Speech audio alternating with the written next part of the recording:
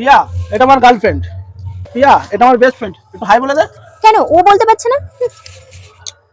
তুই একটু হাই বলে দে। কেন ও বলতে পারছে না? ও কি বোবা নাকি?